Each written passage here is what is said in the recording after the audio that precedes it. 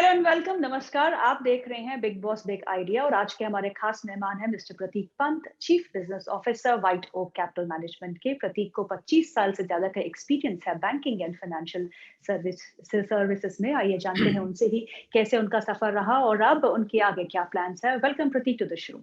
Thanks, Gitu. Thanks for having me here. Our pleasure sir. Prateek, अगर हम इस 2022 की बात करें तो आधा साल बीत चुका है और काफी डिफिकल्टी में बीता है और ये भी देखने को मिल रहा है कि जो रेस्ट ऑफ द 6 मंथ्स है वो भी डिफिकल्टी में ही बीतने वाले हैं। you have Ukraine crisis, you have GDP contraction for the European nations, then you have US में तो पहले ब्याज दरों बढ़ने की बात थी, अब रिसेशन की भी बातें निकल के आ रही है। So what is that you're making out for the markets? आपको क्या लगता है कि मार्केट्स ने सब कुछ जो नेगेटिव न्यूज है वो डाइजेस्ट कर चुके हैं या फिर रिसेशन को डाइजेस्ट करना अभी भी बाकी है? हाँ गीतू, ये थोड़ा सा कठिनाई जरूर हुई है पिछले 6 महीनों में इस मार्केट एंड मेरे हिसाब से जो आपने जो इवेंट्स बोले हैं वो अभी इस महीने नहीं शुरू हुए, ये शुरू से ही आप देखे आ रहे हैं। So I think it started with geopolitical issue. Actually अगर देखा जाए तो उससे पहले ही शुरू हो गया था, क्योंकि while pandemic is behind us, but जो सप्लाई चेन डिसरप्शंस हुए थे they have definitely led to price increases. तो जो आउटकम, जैसे अगर आपको पता होगा साल के बिगनिंग में China had gone into a lockdown which again created second round of supply disruptions, right. उसके बाद ऑफ कोर्स जो बड़ा धक्का पड़ा था which was from a humanitarian crisis, तो of course जो हुआ है in the war, but that has also created a big supply chain issue, whether it was food commodities या energy prices को लेकर, and over a period of time some of these things थोड़ा time लगता है इनको stabilise होने में। अगर हम देखें 2 साल पहले, राइट, मार्च 2020 में, उस समय सब जगह निराश, काफी निराश लोग थे कि क्या होने वाला है, राइट। दुनिया हैज ये क्राइसिस कभी दुनिया ने देखी नहीं थी इस नई पीढ़ी में कि ऐसी टाइप की पैंडेमिक हो रही है and suddenly the world comes to a halt. But I guess over the next 1 year vaccine development हुआ, देयर वर होप्स, पहले एनिमल टेस्टिंग हुई, फिर एक्चुअल, अगर आपको याद होगा गीतू, पहले लोग कहते थे 10-10 साल लग जाते हैं वैक्सीन बनने में, राइट। बट जो टेक्नोलॉजी इनोवेशन ये सब लेके द वर्ल्ड गॉट टुगेदर और we came up with a solution pretty fast. मेरे हिसाब से इस बार भी अगर हम देखें तो तीन अलग कारण है। एक जो है जो आपने बताया, there is an inflation issue, but inflation is an output of 2 factors. एक तो जो सप्लाई चेन डिसरप्ट हो रहे हैं इस समय, राइट, और उसका भी अब सोल्यूशन दिखाई दे रहा है। अगर आप देखेंगे पिछले हफ्ते ही खबर आई थी कि ओपेक अपना प्रोडक्शन इंक्रीज करेगा, सऊदी को स्टेप इन, और उसके बाद थोड़े से प्राइसेस गिरे भी थे, right? Similarly, on food issues also, you will find some solutions coming out of there. The second part of it is, of course, demand जो suddenly जो pent up demand थी, that has gone up quite significantly, और वो भी थोड़ा time लगेगा उसको stabilise होने में। तो मेरे हिसाब से ये जो अगली 6 महीने की भविष्यवाणी करनी on inflation is too premature right now. But I would think that yes, last 6 महीनों में the world is coming to some sort of understanding की हो क्या रहा है, and there are some solutions which are getting worked out, जैसे पिछली बार भी हुआ है on interest rates and all. Yes, that is a natural outcome, और इसका भी मेरा कहना यही है कि देखिए पिछली बार कोऑर्डिनेटेड एक्शन आया था सारे सेंट्रल बैंक्स का all around the world to increase money supply, जब उन्होंने ये प्रॉब्लम देखा था। इस समय भी आप देखेंगे Geetu, there is a coordinated action by central banks all over the world to tackle the inflation issue which is there, right, which is where they're tightening up ho raha hai, interest rates are being increased, and to that way some sort of these coordinated actions could actually result in us coming up with a better solution in much shorter periods of time. So that is one part of the issue, but ye sab cheeze jo hai na Geetu, not necessarily are very relevant, I would say, from an India perspective. और मैं क्यों ये कहूंगा कि आप India में अगर आप देखिए 5% 6% इन्फ्लेशन कोई नई चीज नहीं है। India has been used to living, right. यहाँ पे इंटरेस्ट रेट्स एक्चुअली जब बढ़ते हैं ना तो दैट शोज प्रॉस्पेरिटी और इकोनॉमी इज डूइंग वेल। ये साल भी जीडीपी कंट्रैक्शन इंडिया की कोई बात नहीं कर रहा है इस समय, 7-7.5% जीडीपी ग्रोथ की बात इंडिया में हो रही है इस साल भी, राइट। और अगर आप देखेंगे a lot of the inflation related issues are more because of गाड़ियों में 1-1 साल की वेटिंग हो चुकी है, आप होटल बुकिंग करें तो देखिए क्या कीमत पड़नी पड़े, एयरलाइंस का वही हो रहा है। तो इस समय एक्चुअली सप्लाई रिलेटेड इश्यूज ज्यादा हैं इंडिया में, कि हम supply is not able to keep pace with demand. And so I most of the issues जो इंडिया में दिखाई दे रहे हैं is all imported, they are not really link to, I mean हम अपनी खुद की जो पोर्टफोलियो कंपनीज देख रहे हैं इस समय 15 से 20% की अर्निंग्स ग्रोथ दिखाई दे रही है उन पोर्टफोलियो कंपनीज में। मतलब 2007 के बाद 15 साल के बाद ऐसी टाइप की ग्रोथ दिख रही है यहाँ पे, राइट? तो I think corporate earnings are looking good. Inflation is a challenge but it is not a new issue as far as India is concern. और हमारे हिसाब से इतना ज्यादा इश्यूज पे it will not really have directly on on earnings, on tapering of earnings in India. And finally हमने ये पहले भी देखा है कि जो इकोनॉमी में होता है उसका ये नहीं है कि मार्केट उसी तरह से चलती है, मार्केट ऑटोमेटिकली बहुत सारी ये इवेंट्स पहले ही देख लेती है, राइट? तो आपको just because some of these headwinds दिखाई दे रही है इस समय, जैसे कुछ सॉल्यूशंस दिखाई देंगी, market already will move ahead of time. एक इशू जरूर रहेगा यहाँ पे, वो है जो एफआईआई सेलिंग दिख रही है। आई डोंट थिंक उसका अभी कोई short term solution in site है, अनलेस ऑफ कोर्स जो डीआईआई ने सपोर्ट किया हुआ है और वही चीज और तेजी से रही, तो there will be some sort of counter balance. It is like the way, अगर आप देखें software exports have counter balance the import bills on oil, उसी तरह से अगर आपको थोड़ा सा ये एफआईआई सेलिंग दिखेगी, तो अगर अपना DII inflows continue to be strong, there will be some amount of counterbalancing factor. So हमें इतनी निराशा नहीं है जितनी बहुत लोग जो बात करते हैं। हमें मेरे हिसाब से काफी ग्रीन शूट्स हैं यहाँ पर, और थोड़ा ऑप्टिमिस्टिकली देखना चाहिए, क्योंकि अगर हम पीई देखें, राइट, और काफी लोग भी देखते हैं, अगर आपकी प्राइस करेक्शन इतना हुआ है मार्केट में 15-20% इंडेक्स में, अच्छी कंपनीज तो 30-40% का करेक्शन देखा है हमने, राइट? और एट द सेम टाइम अगर अर्निंग्स अच्छी दिखाई दे रही है इस समय, तो you are entering a zone where you will have very good quality companies at very attractive values इस समय। प्रतीक, आप बड़े क्लोजली काम करते हैं एचएनआईज और फॉरेन इंस्टीट्यूशनल इन्वेस्टर्स के साथ, उनसे आप क्या सुन रहे हैं? वो ऐसा क्यों है कि पिछले 8 महीने में क्या बदल गया इंडिया में? या we know because interest rate differentials is playing a key role, but उनसे आपका फीडबैक क्या मिल रहा है? क्या समझते हैं वो इंडिया के बारे में? नहीं, आपने सही कहा गीतू। हमने बल्कि पिछले, अगर आप देखें, हमने करीब 25,000 करोड़ रुपए इंडिया के लिए रेज किए हैं टू इन्वेस्ट इनटू इंडिया पिछले 4-5 साल में व्हाइट ओक ने, right? We are one of the largest foreign portfolio. तो हमारी तो आए दिन बात होते रहती है अपने इन्वेस्टर्स से, और मैं आपको ये एश्योर कर सकता हूँ कि मेरे पास 1 रुपए की बिकवाली नहीं आई है किसी लॉन्ग टर्म इन्वेस्टर की, राइट? जो मेनली जो हमें जो आंकड़े दिखाई दे रहे हैं ना इस समय, अगर आप देखें, this is more emerging market sell off जो हो रहा है गीतू, राइट? इमर्जिंग मार्केट में the 2 big economies were China and Russia, right? दोनों जगह अपनी डोमेस्टिक इश्यूज हैं, राइट? व्हाइल ठीक है, commodity players like Brazil and all have done well, या Indonesia has done better, but अगर आप देखें जो लार्जर कंट्रीज में अपनी प्रॉब्लम हुई है, और उस तरह से there is a ETF basket selling जो हो रही है इस समय। बल्कि हमने ये आंकड़ा लगाया भी था कि तो करीब 80% जो आउटफ्लोज हैं इस समय, they are all linked to index, right? Whether it is developed market indices या it is emerging market indices, जो ETF सेल हो रहे हैं वो हो रहा है, and only about 15 to 20% is actually जो आपके कंट्री स्पेसिफिक फंड्स हैं वहां से सेलिंग हुई है।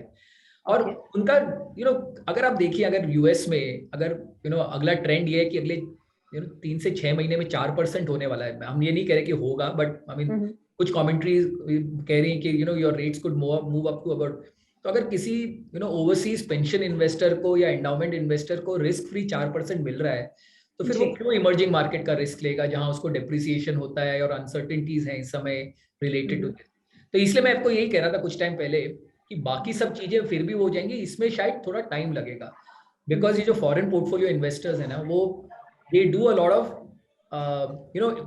index level passive investing, that is a very big part of the market इस समय।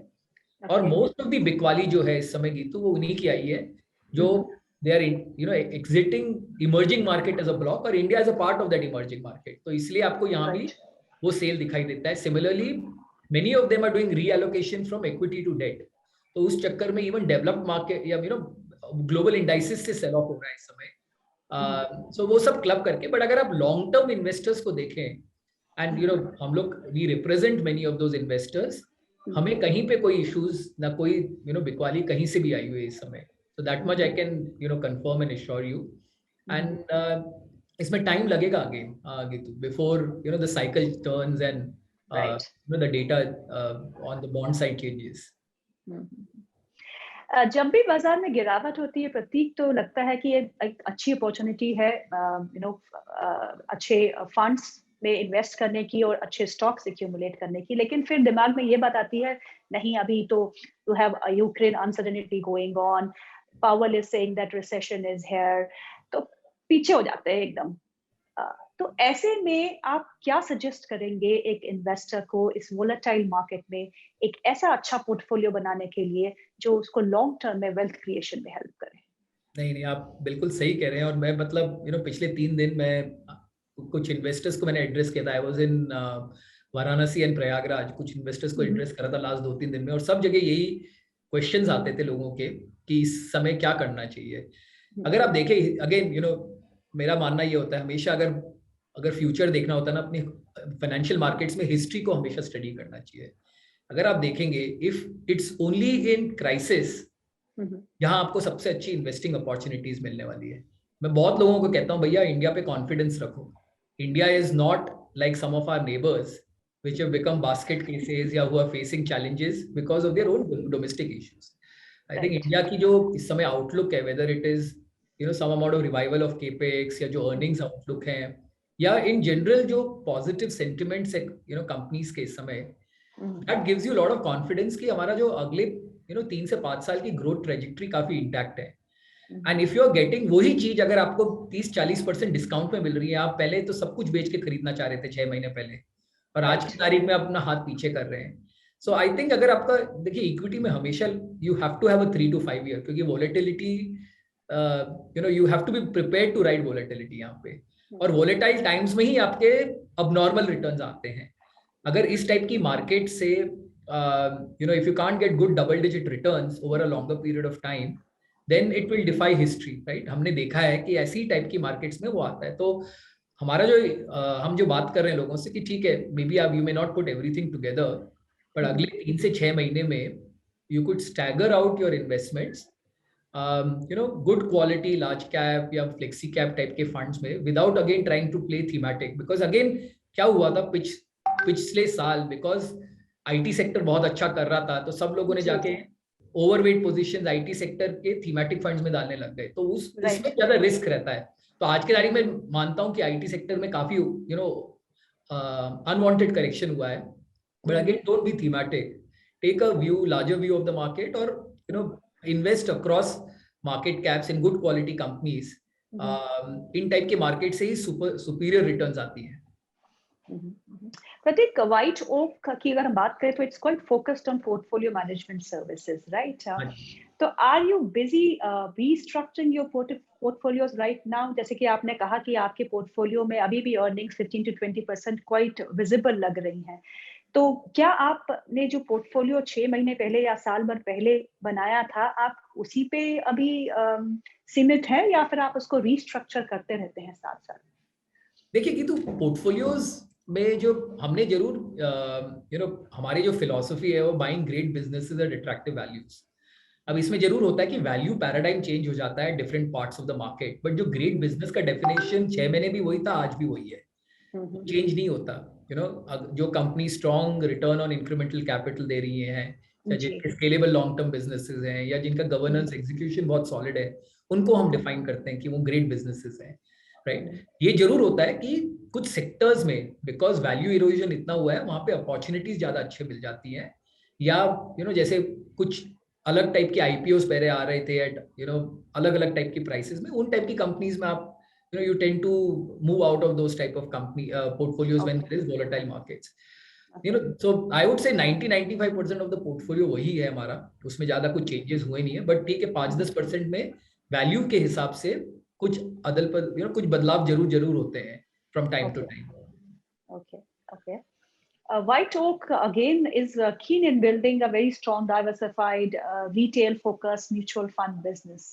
How are your plans going? कैसे प्लान कर रहे हैं आप? थोड़ा बहुत रुक के आप अपने प्रोडक्ट्स लॉन्च करेंगे, और कैसे प्रोडक्ट्स लॉन्च करेंगे, या फिर आप तैयारी में लगे हुए हैं? तैयारी जोर शोर से चल रही है इस समय गीतू। हमारे ऑलरेडी पिछले 6 महीने में हमने ये अपॉर्चुनिटी ली है और हमारे करीब 50 ब्रांचेस खुल चुकी हैं अक्रॉस द कंट्री। तो मैं आपको जैसे बता रहा था, अगर आप राइट फ्रॉम गोरखपुर, इलाहाबाद, या अगर आप वाराणसी से देख के त्रिवेंद्रम, कोचिन, गुवाहाटी, सब जगह वाइटोक अपनी ब्रांचेस खोल रहा है in anticipation of the launch of a first mutual fund. Wait कर रहे हैं सेबी का एक फाइनल एनएफओ लॉन्च करने का अप्रूवल आ जाए तो आपको जुलाई में ही हमारा पहला प्रोडक्ट मिल जाएगा।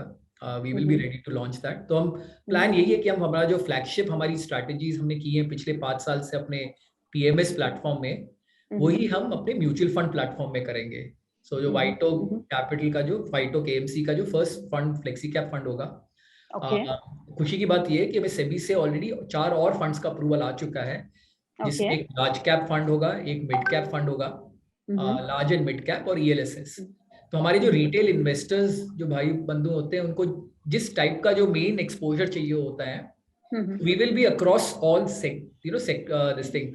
और अगले 6 महीने में ही प्लान है गीतू कि सारे के सारे फंड्स लॉन्च हो जाए। द आइडिया इज कि अगर आपको एक रिटेल फ्रेंचाइज बनाना है तो एक long term track record create करना पड़ता है। तो उसकी देरी क्यों फिर? जितनी जल्दी मौका मिले, we would want to have a funds जिनका ट्रैक रिकॉर्ड भी कर सके। एक बड़ा इंटरेस्टिंग प्रोडक्ट होगा as soon as of course again वो विंडो खुलेगी, which is emerging market fund. तो जैसे आप जानते हैं खेमका जी अपने लास्ट असाइनमेंट में गोल्डमैन सैक्स के इमर्जिंग मार्केट के सीआईओ हुआ करते थे। तो हमने इस हफ्ते, बल्कि हम अपने ओवरसीज मार्केट में वो इमर्जिंग मार्केट फंड लॉन्च कर रहे हैं। एंड इनफैक्ट पहली ये डोमेस्टिक एएमसी जिनका अपना खुद का एक इमर्जिंग मार्केट टीम सेटअप की हुई है हमने सिंगापुर में, और वही उसी का फीडर हम इंडिया में लॉन्च करेंगे जब फाइनली अप्रूवल आएगा फॉर इंटरनेशनल फंड्स के लिए। तो वो भी एक हम प्लान है। तो ये कुछ 5-6 प्रोडक्ट्स हैं गीतू जो हम अगले होपफुली 6 महीने में आपको दिखेंगे हमारी तरफ से। And we wish you all the best for that. अगर हम वैल्यू स्टॉक्स की बात करें तो जब भी आप पोर्टफोलियो बिल्ड करते हैं, चाहे वो अपने लिए बिल्ड कर रहे हो या चाहे अपने क्लाइंट के लिए कर रहे हो, तो वैल्यू स्टॉक्स को एक्यूमुलेट करते हैं और इन शार्प फॉल्स में अभी आपको वैल्यू कहाँ दिख रहा है? किस सेक्टर में आपको लगता है कि वैल्यू है, हमको एक्यूमुलेशन शुरू करना चाहिए, और कौन से सेक्टर्स है जहां पे आप दूर रहेंगे?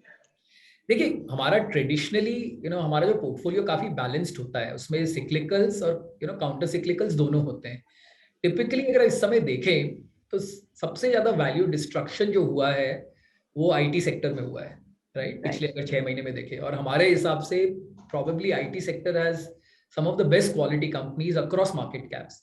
तो आपको बड़ी कंपनीज भी मिल जाती हैं, स्मॉल एंड मिड कैप्स भी कंपनी मिल जाती हैं, and they are in very niche areas जहाँ पे अर्निंग्स आउटलुक काफी पॉजिटिव है, right? They are in areas like automation, cloud, SaaS companies which have done very well इसमें। So there are some good quality companies available at very good prices within IT sector, and that is one area where we have been overweight and we continue to be overweight.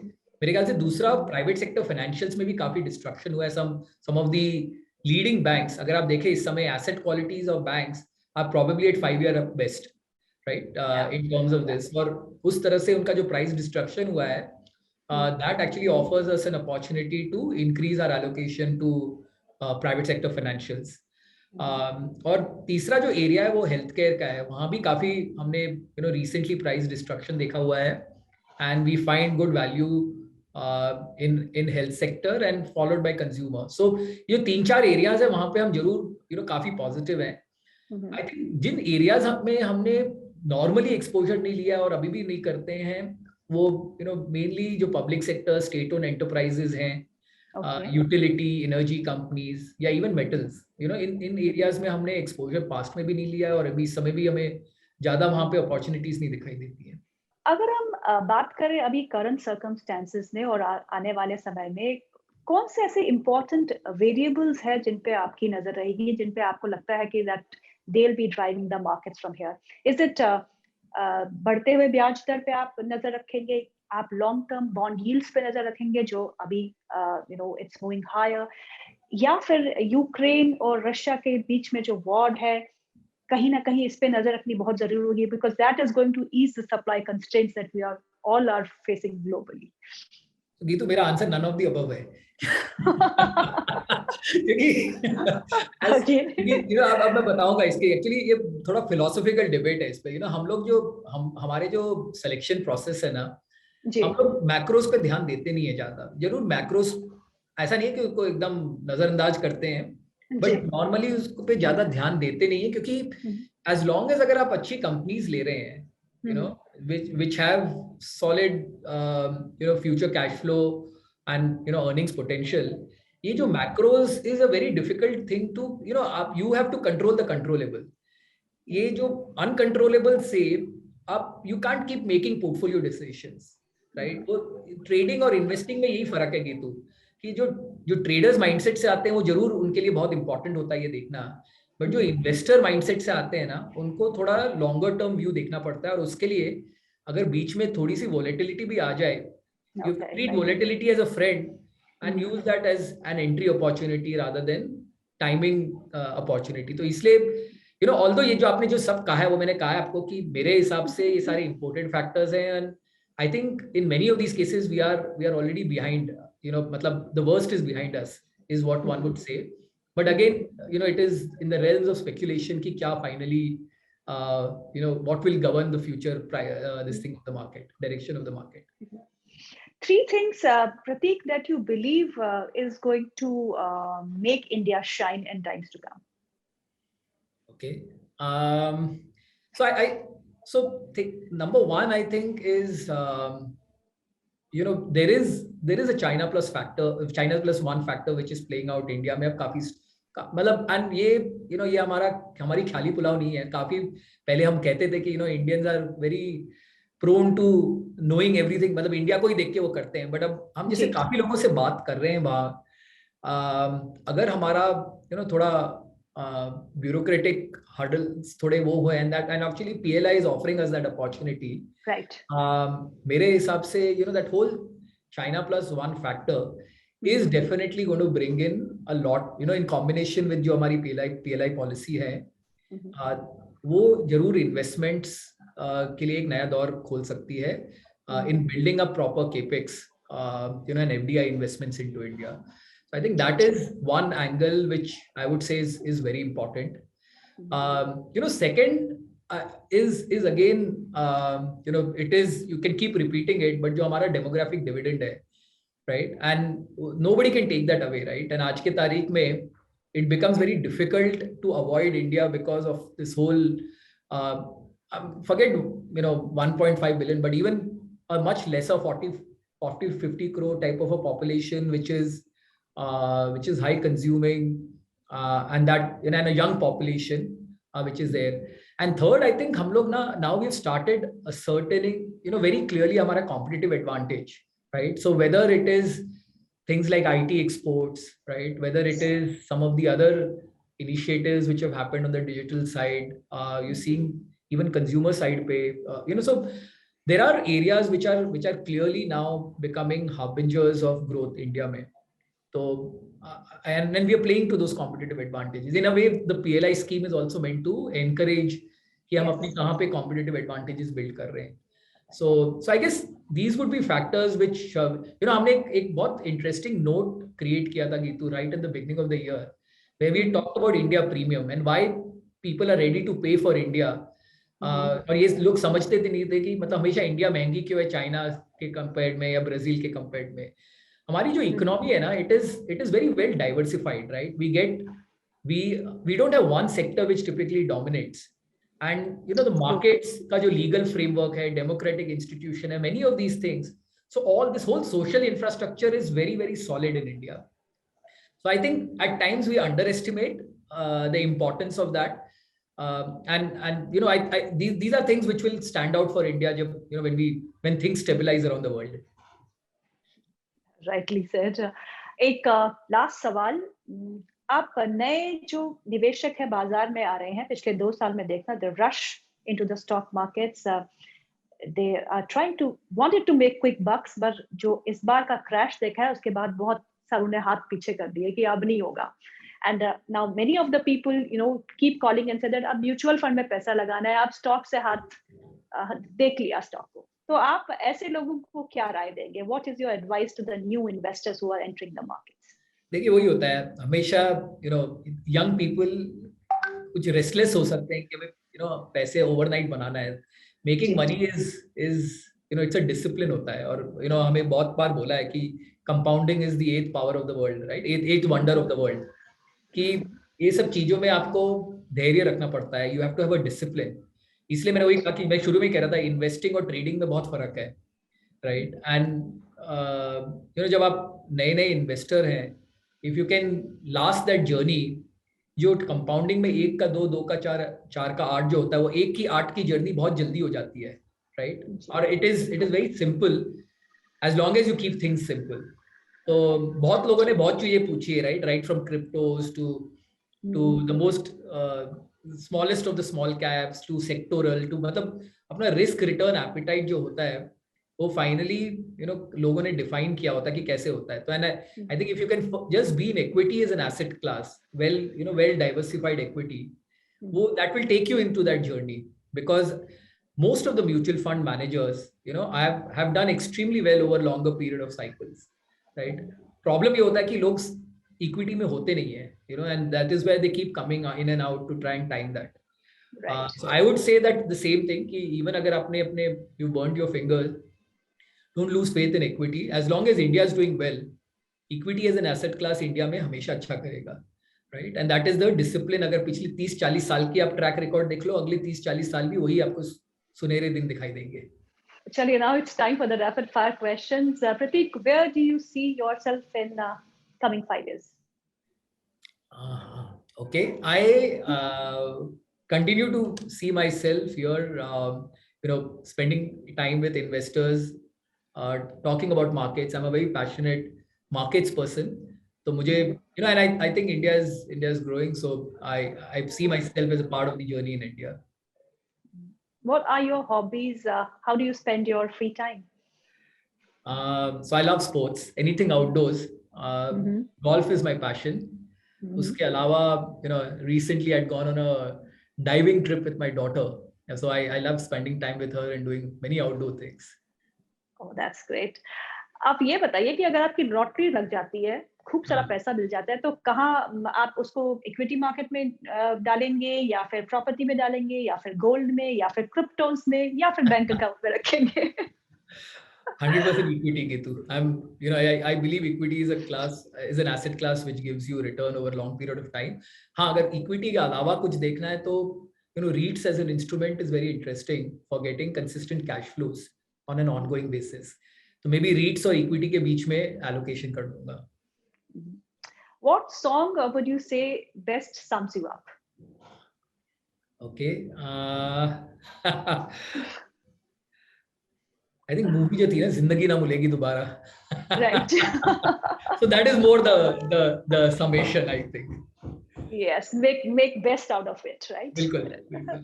Prateek, white Oak ने 5 साल अपने complete किए हैं इस business में. आपको कैसा लग रहा है और आपके आगे के प्लान्स क्या है इसको और बेहतर बनाने के? So, Geetu, thanks. It's been a very very exciting journey. एक विजन था खेमका जी का 2017 में when he set this up.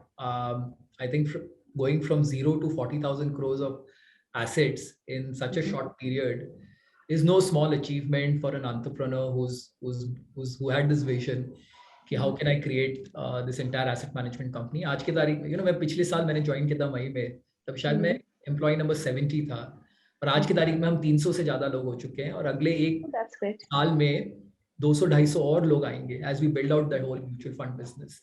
So पिछले 5 साल was really setting up our base foundation. अगले 5 साल में आपको you will see us emerge as definitely among the top asset management companies in India. We wish you all the best for that. Thank you, Prateek, for your time. It was a pleasure speaking with you today. Thank you so much.